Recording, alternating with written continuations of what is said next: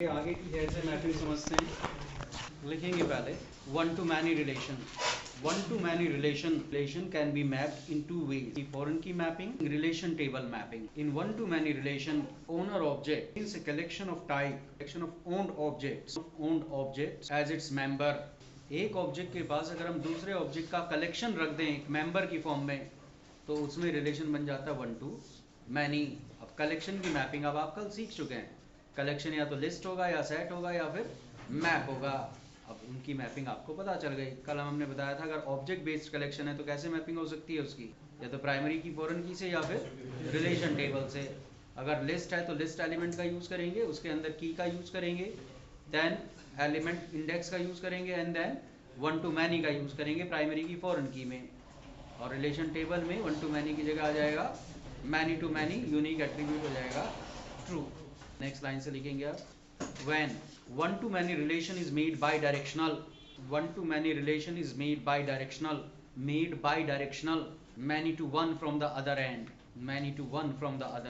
आपको बताया गया था कोई हैज ए रिलेशन दो तरह का हो सकता है, यूनिडायरेक्शनल या बाईडायरेक्शनल। यूनिडायरेक्शन का मतलब ओनर से ओन्ड पता लगा सकते हैं, बाईडायरेक्शन का मतलब ओनर से ओन्ड और ओन्ड से ओनर पता लगा सकते हैं।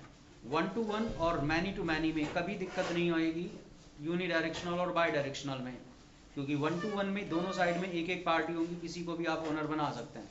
मैनी टू मैनी में दोनों साइड में मैनी पार्टीज होंगी, किसी को भी ओनर बना सकते हैं। लेकिन वन टू मैनी रिलेशन थोड़ा अलग तरह का है। जब तक वो यूनिडायरेक्शनल है, इसका मतलब ओनर के पास ओन्ड का कलेक्शन है, हम ओनर से कलेक्शन पता लगा सकते हैं, लेकिन कलेक्शन से कभी ये पता नहीं लगा पाएंगे कि वो किस ओनर का है। अगर मैं उसे बाई डायरेक्शनल कर दूं, कलेक्शन के अंदर जो मेंबर कंटेन किए गए हैं उन्हें उनके ओनर का रेफरेंस दे दूं, तो अब वो रिलेशन दूसरी साइड से मैनी टू वन बन जाएगा। एक साइड से वन टू मैनी है, दूसरी साइड से मैनी टू वन है। अब हम उसे एक ही रिलेशन की तरह से मैप कर सकते हैं, या तो वन टू मैनी की तरफ से या फिर मैनी टू वन की तरफ से। ऐसे रिलेशन को मैनी टू वन रिलेशन मान के मैप किया जाता है। लिखेंगे such relation is mapped a many to one relation, entity at the many end act as owner at the many end, act as owner। जब वन टू मैनी रिलेशन था तो one side वाली party owner की तरह से काम करेगी, लेकिन जब उसे बाई डायरेक्शनल बना देंगे तो फिर मैनी वाली साइड को ओनर बनाना पड़ेगा हम, क्योंकि अब हम उसे एक मैनी टू वन रिलेशन की तरह से मैप करेंगे। Many to relation can only be mapped, many to one relation can be mapped using primary key foreign की मैपिंग। दोनों में प्राइमरी की फॉरेन की मैपिंग होती है, वन टू मैनी में भी, मैनी टू वन में भी। अगर रिलेशन वन टू मैनी है तो उसे प्राइमरी की फॉरेन की के साथ साथ रिलेशन टेबल पे भी मैप कर सकते हैं, लेकिन अगर मैनी टू वन है तो केवल प्राइमरी की फॉरेन की पे मैप कर सकते हैं, रिलेशन टेबल पे मैप नहीं कर सकते। और उसमें भी अंतर है, वो प्राइमरी की पे मैप हो रहा है तो एक टेबल की प्राइमरी की दूसरे में जाएगी। सवाल आता है टेबल दो हैं, एक ऑनर की एक ऑन्ड की, किसकी प्राइमरी की किस में जाएगी। when one to many relation is mapped on primary key, when one to many relation is mapped on primary key foreign की, प्राइमरी की फॉरेन की, तो के बाद लिखेंगे ये कोमा लगा के लिखेंगे, कोमा लगाइए। Primary key the entity at the one end, key of the entity at the one end as a foreign key the entity table of many end. One end पे जो एंटिटी होगी उसकी primary की को many and पे जो entity है उसकी टेबल में लेके जाएंगे। मैनी टू वन में उल्टा करेंगे, मैनी साइड में जो एंटिटी होगी उसकी प्राइमरी की को वन साइड में लेके आएंगे। नेक्स्ट लाइन से लिखेंगे, in case of many to one, primary key of the entity at the many end, as the foreign key in the table of entity at the one end, दोनों case में अगर देखा जाए तो rule बहुत simple है। Owner की primary की ओन्ड में जाएगी, जब रिलेशन वन टू मैनी था तो वन वाली साइड ओनर थी, और जब रिलेशन मैनी टू वन है तो मैनी वाली साइड ओनर है। उसी हिसाब से हम टेबल देखेंगे कौन सी ओनर की टेबल है, कौन सी ओन्ड की टेबल है। एक एग्जांपल से समझते हैं।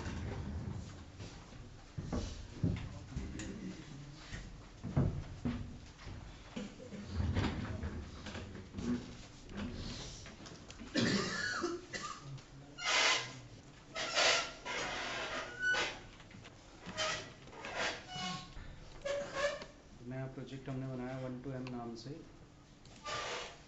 हाइबरनेट की जार फाइल यूज़ की हमने, साथ में माई सीक्वल की जार फाइल ऐड की। अब यहाँ कुछ क्लासेस पहले बना लेते हैं। कल हमने एक एग्जांपल लिया था, उसी को देखते हैं।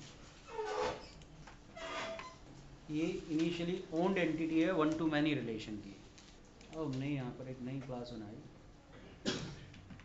2 क्लास बन गई। अब यहाँ पर देखने से पता चल रहा है कि यूज़र के पास पोस्ट का एक कलेक्शन है, वन टू मैनी रिलेशन है, यूनी डायरेक्शनल है। यूज़र से आप पोस्ट पता लगा सकते हैं, पोस्ट से नहीं पता लगा सकते कि उसका यूज़र कौन है। आपको लिखाया गया है कि जब वन टू मैनी रिलेशन होगा तो उसे 2 तरीके से मैप किया जा सकता है। पहला तरीका प्राइमरी की फॉरेन की मैपिंग और दूसरा तरीका relation table mapping. Primary key foreign की मैपिंग के लिए कितनी टेबल्स होनी चाहिए? 2, एक ओनर एंटिटी के लिए और एक कलेक्शन के लिए। यहाँ पर देखते हैं, हमारे पास यूज़र मास्टर नाम की एक टेबल होगी। यहाँ पर इसमें आईडी है, नेम है, मेल आईडी है और पासवर्ड है। यूज़र का काम इससे चल जाएगा। ये ओनर की टेबल हो गई, इसे एम्प्टी कर देते हैं। पोस्ट के लिए यहाँ पर एक नई टेबल बना देते हैं। पोस्ट के लिए हमारे पास कोई टेबल नहीं है। Let's say post master, title और user ID. Primary key foreign key में ओनर की प्राइमरी की ओन्ड में जाएगी। ओनर कौन है? यूज़र। ये हमने सेव कर दिया। यहाँ पर पोस्ट मास्टर नाम की टेबल हो गई, ये इसका स्ट्रक्चर है। अभी नई टेबल बनाई है, ID, title, content end user ID. इसी रिलेशन को अगर हम रिलेशन टेबल पे मैप करें तो एक अलग टेबल होनी चाहिए। अभी 2 टेबल की और ज़रूरत पड़ेगी। एक हमने पोस्ट्स नाम से टेबल बनाई, इसमें रखा आईडी, टाइटल, केवल कंटेंट, यूज़र आईडी नहीं है। जब रिलेशन टेबल पे मैप करेंगे इसका यूज़ होगा। ये हमारे पास एक और नई टेबल बन गई पोस्ट नाम से। एक और टेबल बनाते हैं, user underscore, let's say user ID. अब पहली बार में किस टेबल को यूज़ करना होगा? User master and post master. सारी चीज़ें कल आप सीख चुके हैं। पहले पोस्ट की बात करते हैं। क्लास का नाम है पोस्ट, टेबल का नाम पोस्ट मास्टर। लेट्स से यहाँ पर हमने लिख दिया आइडेंटिटी, टाइटल है, कंटेंट है, ओनर है हमारा यूज़र, टेबल का नाम है यूज़र मास्टर, नेम है, मेल आईडी है, पासवर्ड है। यहाँ पर एक सेट है इसके पास। सेट का नाम बताएंगे पहले क्या है। सेट का नाम हमने रखा था पोस्ट्स, टेबल का नाम पोस्ट मास्टर, ऑल हमने किया। यूज़र आईडी नाम का कॉलम बनाया था हमने पोस्ट मास्टर में। उस टेबल में जो पोस्ट मास्टर टेबल है 4 कॉलम थे, 3 यहाँ से आ जाएंगे, 1 यहाँ से आ गया, सारे कॉलम कंप्लीट हो गए।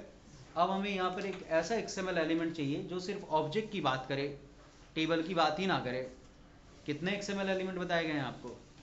4, 1 to 1, 1 to many, many to 1 और many to many। अगर आप देखें 1 to 1 और 1 to many में लिखाया गया, ये सिर्फ ऑब्जेक्ट का रिलेशन बताते हैं, वो टेबल में कैसे इंप्लीमेंट किया गया ये नहीं बताते। लिखाया गया था ऐसा, तो हमारा जो रिलेशन है वो इससे मेंटेन हो चुका है। अब हमें सिर्फ वो रिलेशन बताना है कि उनमें रिलेशन क्या है, क्या रिलेशन एंटिटीज में। अब आपको सारी बात समझ में है। इस क्लास के साथ रिलेशन है, बस वो बता दीजिए। मैपिंग हो गई। अब हमें सेव कराना है। जब रिलेशन यूनी डायरेक्शनल है तो अलग तरीके से सेव होगा, जब बाई डायरेक्शनल है तो अलग तरीके से सेव होगा। यूनी डायरेक्शनल के केस में ओनर यूज़र है, यूज़र से हम पोस्ट सेव करेंगे। बाई डायरेक्शनल के केस में ओनर पोस्ट होगा। यहाँ पर पहले यहाँ पर हमने 2 सेट बना लिए जिनमें 2 अलग अलग पोस्ट ऑब्जेक्ट रख लिए। अब हमने यहाँ पर name, mail ID, password, user object create किए, यूज़र को पोस्ट के सेट अवेलेबल कराए। अब यूज़र हम सेव करेंगे तो पोस्ट अपने आप सेव होंगी। देखते हैं, field user ID does not have a default value. यहाँ पर जो क्वेरी है वो ये 2 फेज़ में चलाएगा। यहाँ पर एक बार चलते हैं। यहाँ देखिएगा, पहले उसने यूज़र मास्टर, उसके पास सेट में 2 वैल्यू थी, तो उसकी पोस्ट, फिर यूज़र, फिर उसके सेट की 2 वैल्यू, ये क्वेरी चलाए। उसके बाद उसने रिलेशन बनाया। इसलिए इनिशियली पोस्ट मास्टर टेबल में अगर बात करें तो कितने कंटेंट हमने रखे हुए थे? 4 फील्ड थे, ID, post, content end user ID. ID की वैल्यू ऑटो जनरेट करा दी हमने, आईडी वहाँ से आ गई। टाइटल और कंटेंट हमने यहाँ से बता दिए। बचा गया पोस्ट यूज़र आईडी, उसकी हमने कोई डिफ़ॉल्ट वैल्यू नहीं रखी थी, इसलिए वो एक्सेप्शन दे रहा था। अब हमने डिफ़ॉल्ट वैल्यू रखी थी तो इनिशियली उसकी डिफ़ॉल्ट वैल्यू आ गई, बाद में उसमें यूज़र आईडी यहाँ से सेट कर दी है। यही रिलेशन जब हम मैनी टू वन बनाएंगे तब भी प्राइमरी की फिर उनकी वही मैप करेंगे, लेकिन तब इतनी क्वेरी नहीं चलेगी। ध्यान रखिएगा इस बात को। अब देखते हैं एक बार। टेबल का नाम था पहला यूज़र मास्टर, ये दो रिकॉर्ड हमने एंटर किए थे। दूसरी टेबल क्या थी? Post master. ये आईडी है, इनके टाइटल हैं, ये इनके कंटेंट हैं, वो यूज़र आईडी है। यहाँ पर ये यूज़र आईडी 2 बार रिपीट हुई, यहाँ पर ये यूज़र आईडी 2 बार रिपीट हुई। इसका मतलब ये 2 पोस्ट यूज़र 1 की हैं, ये 2 पोस्ट यूज़र 2 की हैं। बात समझ आ रही है? अब ये मैपिंग कल आपने नोट कर ली थी, आपने खुद बनाई थी ये मैपिंग, समझ आया? अब आप चाहें तो सिर्फ ये सेव वाला प्रोग्राम नोट कर सकते हैं, वही मैपिंग यूज़ हो जाएगी इसमें।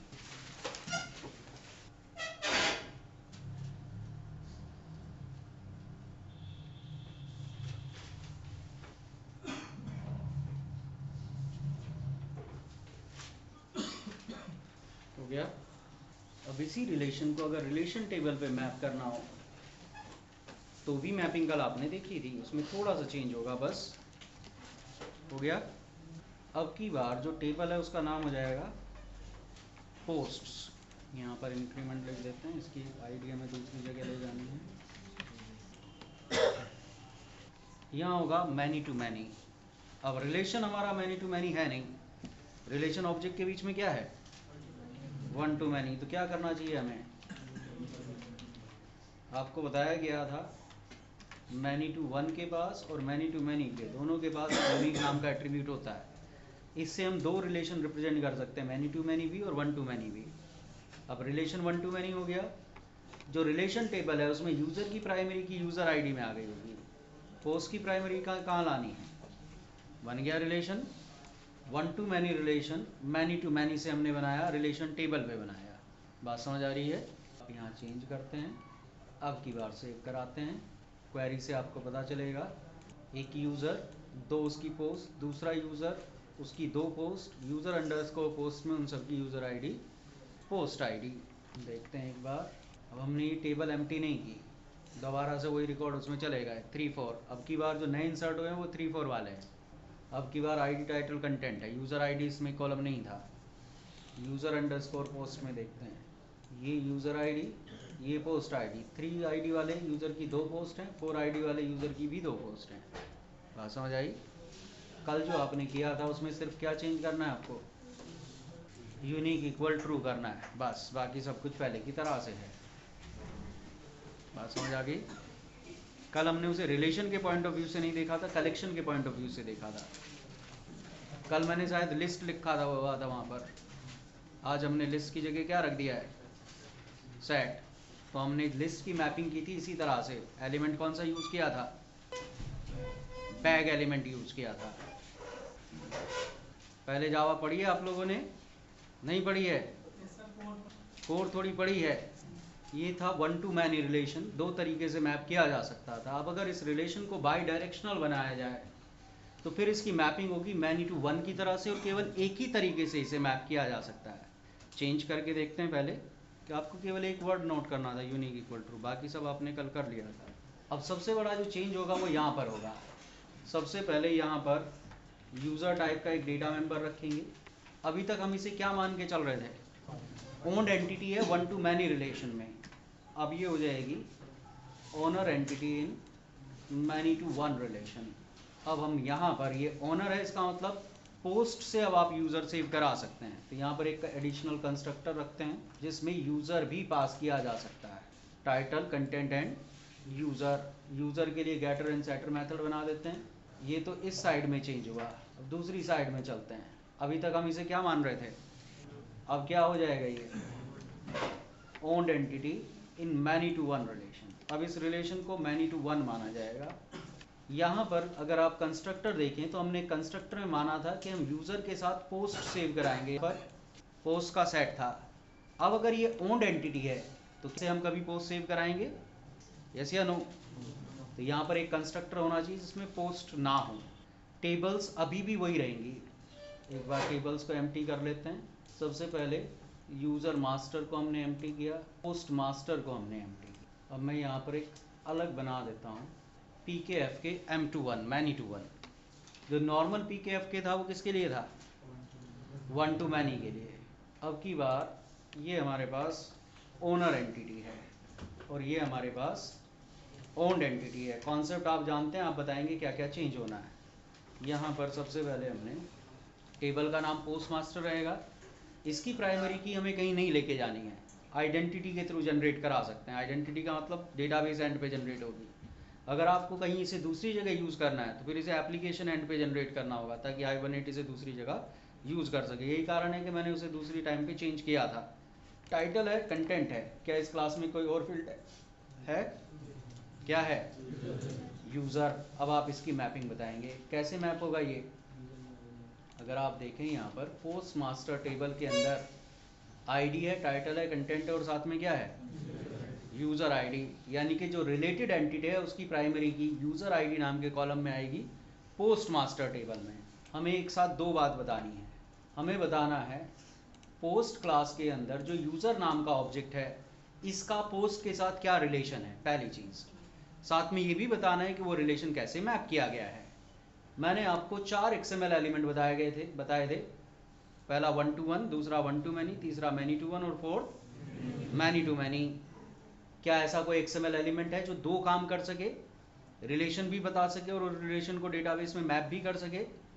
वन टू वन कितने काम करता है? वन टू मैनी एक। मैनी टू वन कितने काम करता है? और मैनी टू मैनी दो। लेकिन उसमें से दो जो काम करता है वो रिलेशन टेबल वाला काम करता है। हमें रिलेशन कैसा बनाना है? प्राइमरी की फॉरेन की। तो कौन सा XML एलिमेंट काम आ सकता है हमारे? Many to one. हमने यहाँ पर लिखा मैनी टू वन। सबसे पहले हम बताएंगे उस प्रॉपर्टी का नाम जिसका रिलेशन मैनी टू वन है। हमने लिखा नेम इक्वल यूज़र। अब यहाँ पर कॉलम बताएंगे, ये भी बताएंगे किस क्लास की प्रॉपर्टी है। माई पैक डॉट, अभी अधूरी मैपिंग है। यहाँ से हमने ये बता दिया यूज़र जो प्रॉपर्टी है वो यूज़र क्लास की है और उसका हमारी पोस्ट क्लास के साथ मैनी टू वन रिलेशन है। क्या हमने ये बताया कि ये रिलेशन कैसे मैप हो रहा है? यस या नो? वो भी बताना होगा। मैनी टू वन के पास कॉलम नाम का एलिमेंट होता है। हमने लिखा यूज़र आईडी। ये कॉलम अब किस क्लास में ढूंढा जाएगा? पोस्ट में, क्योंकि डायरेक्ट इस क्लास के अंदर आया है, ये किसी सेट या मैप के अंदर नहीं आया। एडिशनल दूसरी बताएगी। अभी मैंने आपको बताया था किसी भी रिलेशन में जो ओनर एंटिटी की 3 जिम्मेदारी होती हैं। क्या क्या?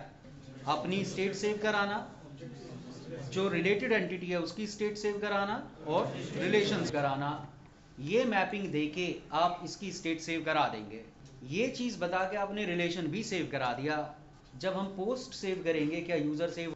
कैसे सेव होगा वो? कैस्केड से। नहीं जी, यहाँ और नहीं लिख सकते हैं। अगर मैं किसी एक पोस्ट को डिलीट करूं तो क्या यूज़र डिलीट हो जाएगा? एक यूज़र ने 10 पोस्ट रखी हुई हैं, अब उनमें से मैं एक डिलीट कर रहा हूँ, यूज़र तो बचा रहेगा, 9 पोस्ट हैं अभी तो उसकी। यूज़र वाली साइड से डिपेंडेंसी थी, पोस्ट वाली साइड से डिपेंडेंसी अलग तरह की है। यूज़र वाली साइड से हम कैस्केड और लिख सकते थे, यहाँ से नहीं लिख सकते। बात समझ आई? इसके थ्रू कैस्केड का यूज़ करके हम कह रहे हैं कि जब हम पोस्ट को सेव करेंगे या अपडेट करेंगे तो यूज़र भी सेव और अपडेट होना चाहिए। ये बता के हम ये कह रहे हैं कि जब हम पोस्ट को सेव करेंगे तो रिलेशन मेंटेन हो जाना चाहिए, यूज़र आईडी आ जानी चाहिए। ये बता के हम कह रहे हैं कि जब हम पोस्ट को सेव करें तो ये फील्ड आ जानी चाहिए। तीनों चीज़ हो गई। अब यहाँ पर चलते हैं, यूज़र मास्टर, ये सारी चीज़। अब यहाँ पर एक सेट है, क्या ये ओनर है? नहीं है। क्या इसे यूज़र के सेव होने से पोस्ट सेव करनी है? हमें नहीं करनी, कैस्केड हटा देंगे। इससे क्या होगा, जब हम यूज़र सेव करेंगे ये पोस्ट मास्टर टेबल में एक एंट्री करेगा, update entry, user ID enter करेगा। क्या इसे रिलेशन बनाना चाहिए? कैसे रोकेंगे इसे रिलेशन बनाने से? अब आपको बात समझ में आएगी। यहाँ पर हम क्या लिखेंगे? Inverse equal. अब इसका मतलब ये होगा कि आप केवल यूज़र सेव कर सकते हैं। यूज़र जब हम सेव करेंगे तो केवल ये 3 चीज़ यूज़र मास्टर टेबल में जाएंगी। पोस्ट मास्टर टेबल में कुछ चेंज नहीं होगा, ना ही पोस्ट की स्टेट में कोई चेंज होगा। ये कैस्केड नहीं लिखा हुआ। ये हो गया हमारा रिलेशन। अब एक बार यहाँ पर जाके चेंज करते हैं 1। अब हमारा सेव करने का तरीका भी बदल जाएगा।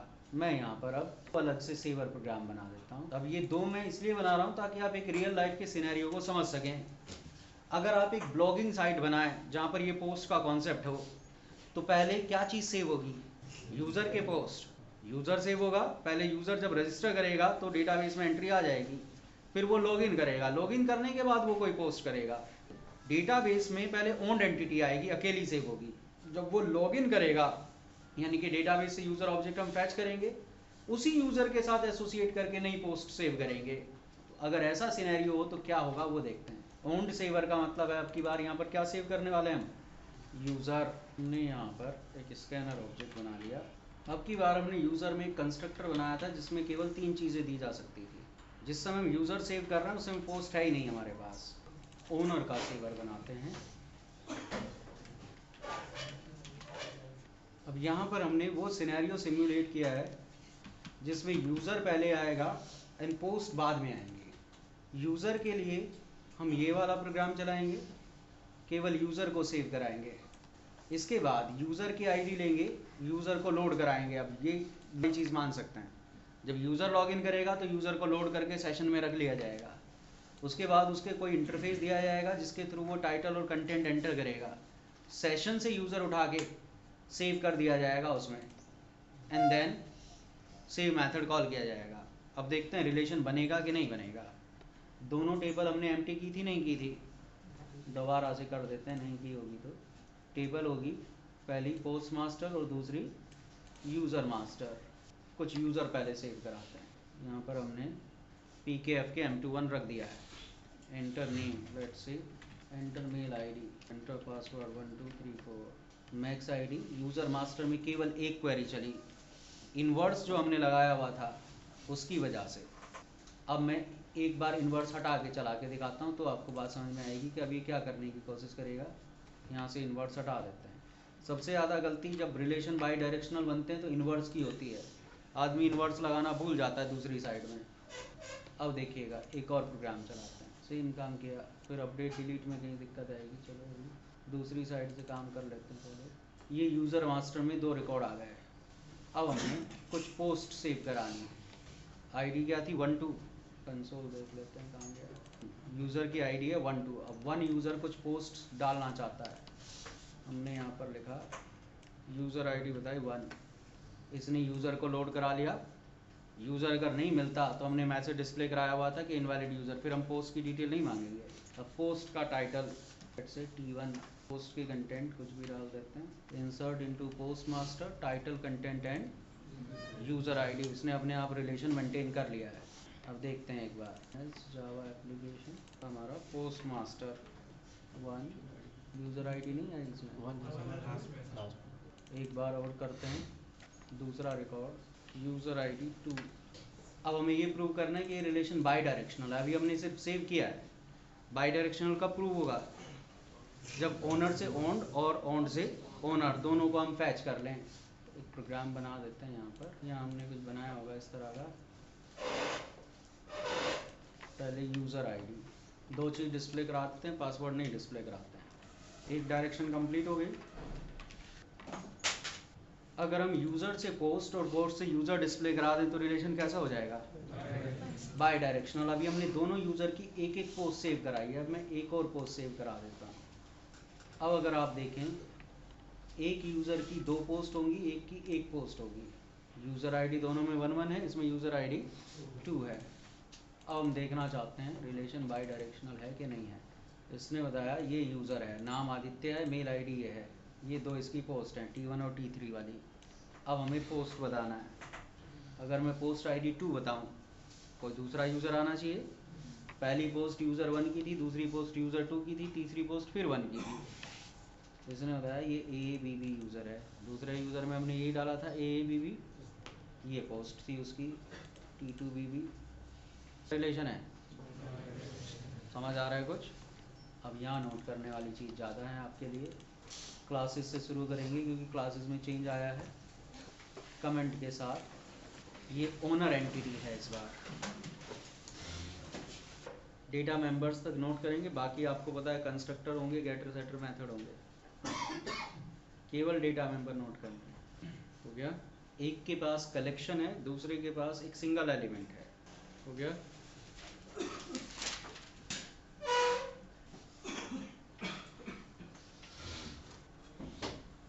हो गया। गया?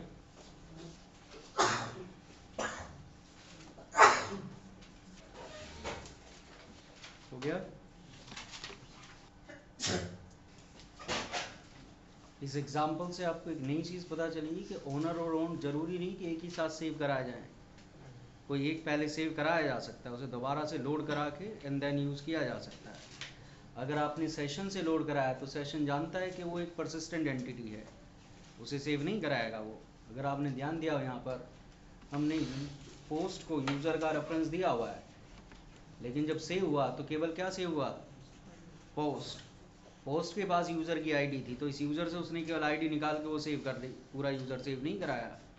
अगर हम इस यूज़र को नया ऑब्जेक्ट क्रिएट करके देते तो फिर ये यूज़र को भी सेव करा लेता है। बात समझ आ रही है? अगर दोनों ऑब्जेक्ट ट्रांजिएंट होते तो दो इंसर्ट क्वेरी चलती, एक ट्रांजिएंट है एक परसिस्टेंट है तो केवल एक क्वेरी चलेगी। हाइबरनेट ये ध्यान रखता है कौन सा ऑब्जेक्ट परसिस्टेंट है कौन सा ट्रांजिएंट है। हैं जी? आपका दिमाग सही है? पहले तो ये बताओ मुझे, एक वेब एप्लीकेशन है, आप लॉगिन करोगे तो लॉगिन करने का मतलब क्या है? यूज़र ऑब्जेक्ट फाइंड आउट किया गया, सेशन में रख लिया, अब आपने लॉग आउट कर दिया, सेशन डिस्ट्रॉय हो गया। बात लॉजिकल पूछो, एक वेब एप्लीकेशन में कैसे काम होगा? हो गया? यहाँ तक आपको ये पता चल जाना चाहिए कि वन टू मैनी रिलेशन को दो तरीके से मैप किया जा सकता है और मैनी टू वन को एक तरीके से मैप किया जा सकता है। मैनी टू वन वास्तव में one to many by directional relation होता है। जब वन टू मैनी को बाई डायरेक्शनल बना देते हैं तो वो मैनी टू वन बन जाता है। ठीक है, अब लिखेंगे आगे, लाइट ऑन कर देना थोड़ी देर। मैनी टू मैनी यूनिडायरेक्शनल और bidirectional relation, many to many unidirectional और bidirectional relation can only be mapped with the help of a relation table. In many to many bidirectional relation, entity at either end can be made owner. एक relation को छोड़ के बाकी सब में आपके ऊपर डिपेंड करता है। वन टू वन को जब बाई डायरेक्शनल बनाएंगे तो आप डिसाइड करेंगे किसे ओनर रखना चाहते हैं। मैनी टू मैनी को जब आप बाई डायरेक्शनल बनाएंगे तो भी आप डिसाइड करेंगे किसे ओनर रखना चाहते हैं। लेकिन वन टू मैनी को जब आप बाई डायरेक्शनल बनाएंगे तो आप डिसाइड नहीं करेंगे, उस केस में मैनी टू मैनी वाली साइड ओनर हो जाएगी। बात समझ आ रही है? वन टू वन और मैनी टू मैनी में ऑप्शन क्यों है? क्योंकि दोनों साइड में सेम एंटिटी है। वन टू वन में दोनों साइड में एक एक एंटिटी है, मैनी टू मैनी में दोनों साइड में कलेक्शंस होंगे। अब नेक्स्ट लाइन से लिखेंगे, बोथ या लिखेंगे इन बोथ, लिख लीजिए, in both one to one and one to many relation, in both one to many and many to many relation, in both one to many and many to many relation, owner contains a collection of type owned entities, a collection of type owned entities, a collection of type owned entities.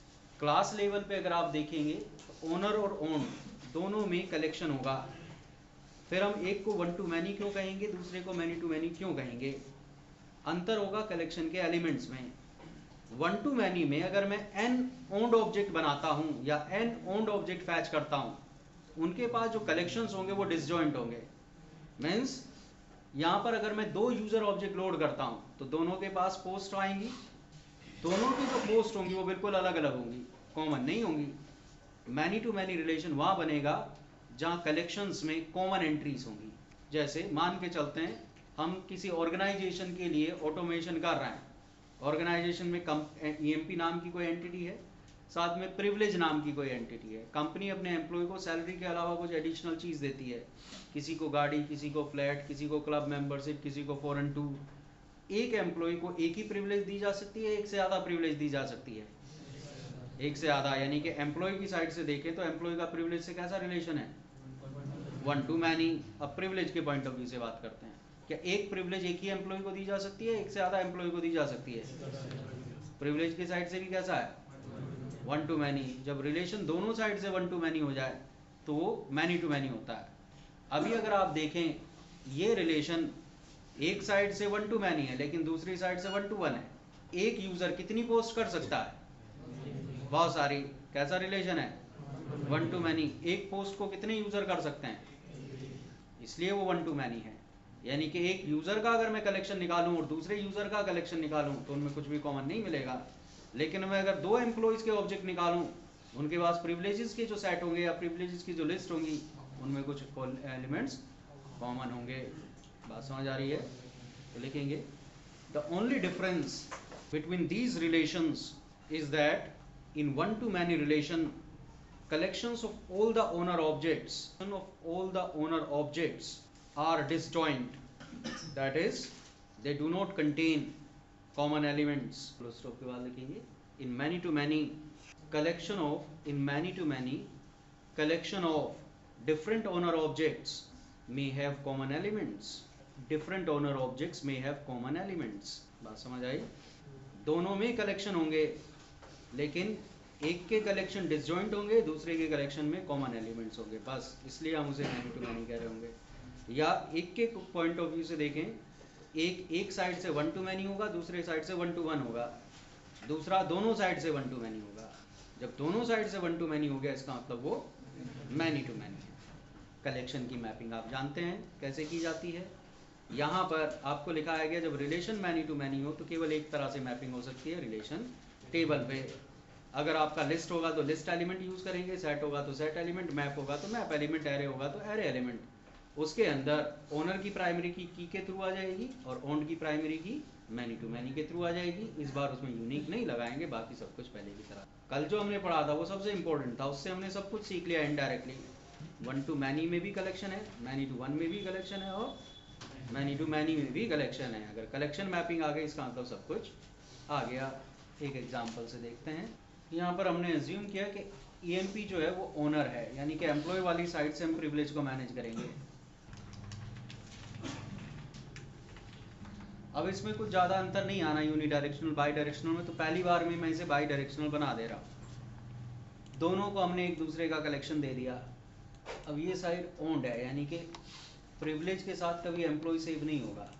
Data member बनाए, गेटर and shutter constructor बना दिए, दोनों के पास एक दूसरे का collection आ गया।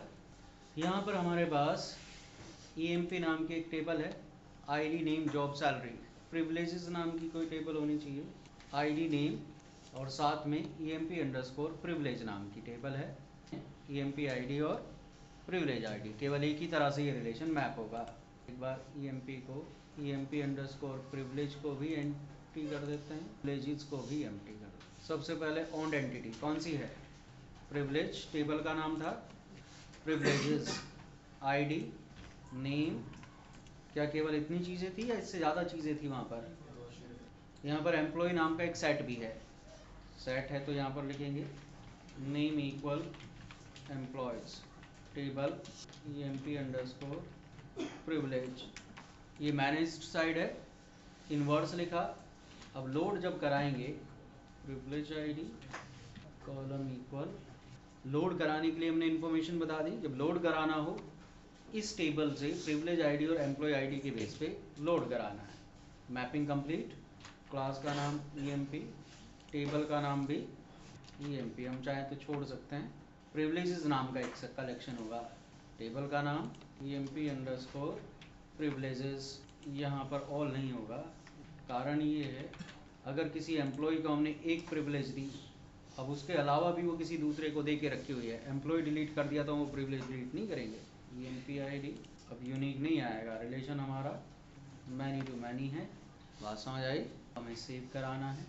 Company एक कार पे 5,000 रुपये महीना फ्यूल में खर्च करती है, तो एनुअल कॉस्ट हो गई 60,000। से 20,000 रुपये महीना किसी फ्लैट पे खर्च करती है, 25,000 रुपये महीना किसी क्लब मेंबरशिप पे खर्च कर। कंपनी किसी एम्प्लॉय को तीनों प्रिविलेज देना चाहती है, किसी को 2 प्रिविलेज देना चाहती है, किसी को 1 प्रिविलेज देना चाहती है। अब आपको यहाँ से समझ में आएगा, अलग अलग जो ओनर होंगे उनके पास जो कलेक्शंस होंगे उनमें कॉमन एलिमेंट हैं।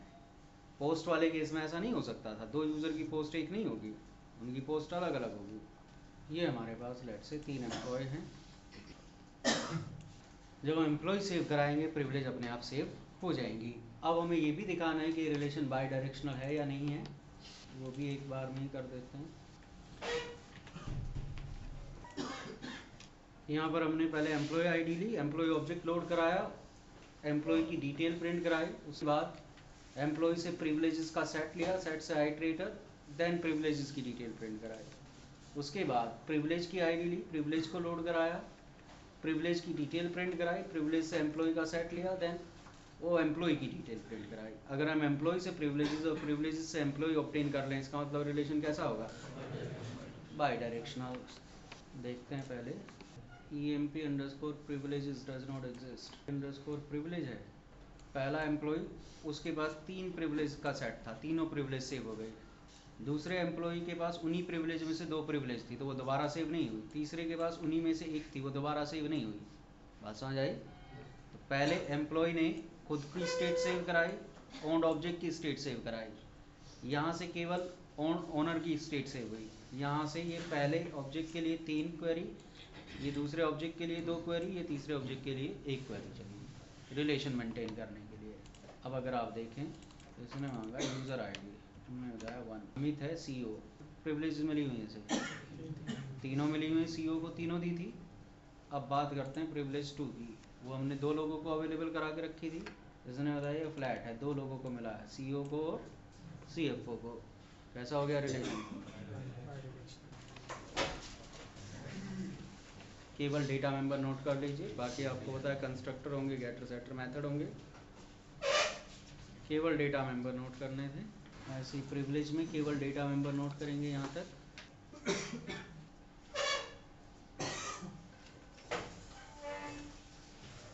हो गया?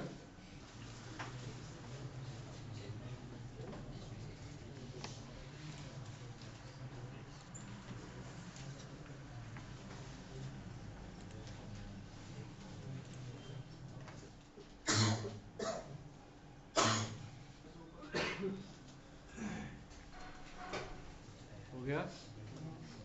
अब ये लोडर वाला काम अपने आप करिएगा, आपको पता है क्या करना है। एम्प्लॉय आईडी लीजिएगा, उससे एम्प्लॉय ऑब्जेक्ट को लोड कराइए, एम्प्लॉय से प्रिविलेज का सेट लीजिए, प्रिविलेज की डिटेल डिस्प्ले कराइए, देन प्रिविलेज आईडी लीजिए, प्रिविलेज की डिटेल प्रिंट कराइए, उससे फिर एम्प्लॉय का सेट लीजिए, देन एम्प्लॉयज़ की डिटेल प्रिंट कराइए। यहाँ तक आपको हैज़ ए रिलेशन मैंने कंप्लीट कर दिया है। अब ये आपको खुद करके देखना है, मेन चीज़ आपकी खत्म हो गई। नेक्स्ट क्लास में हम पहले पढ़ेंगे SQL एंड देन उसके बाद कैशिंग। ठीक है, तो थोड़ा सा पढ़ के आइएगा SQL क्या होती है।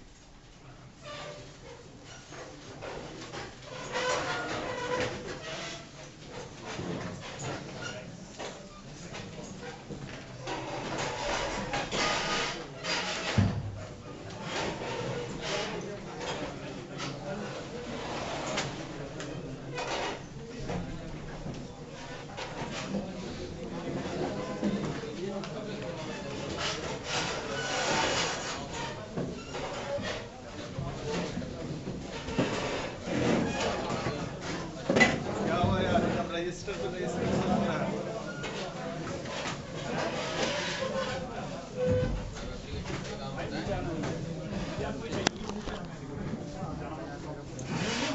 ले लो भाई, मतलब यार वहाँ से निकल